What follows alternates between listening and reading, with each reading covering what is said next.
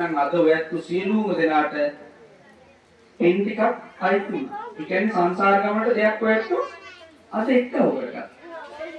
අනිත් එක තමයි පින් සිතුවිලි යහපත් සිතුවිලි හැමතිස්සෙම එන්නේ නැහැ මොකද? පුතග්ජන මිනිස්සුනේ ඔයත් මමනේ අපි කවුරුත් පුතග්ජන. එන්නේ එහෙනම් අපේ සිත නිතරම මේ වෙනස් වෙන සිතුවිලි වලින් කියන්නේ. මේ මොහොතේ ඇති වෙන පින් සිතුවිල්ල අනිත් තත්පරේදී මොකද වෙන්නේ?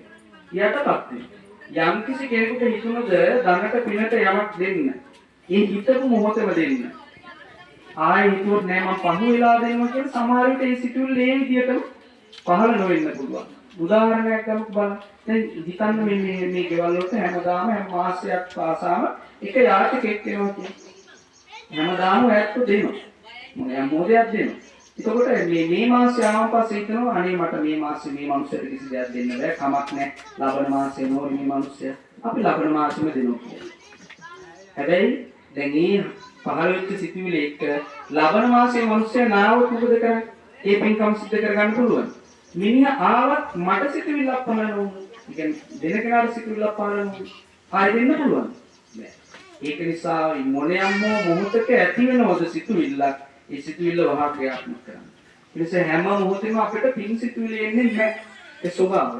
ඒ නිසා එන සිතුවිලි ක්‍රියාත්මක කරනවා. එතකොටයි සංඛාර ගමනට එක්කව කරගන්න අපිට අවස්ථාව හම්බෙන්නේ.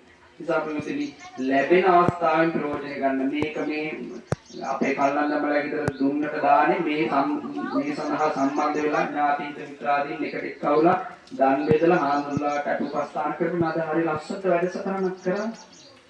ඔයත් හැමෝටම පින්වයි තියෙනවා.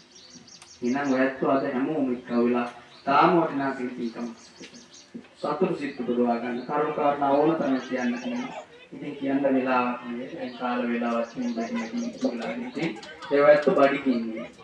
අපි බඩ පුරවගන්නේ. ඒක නිසා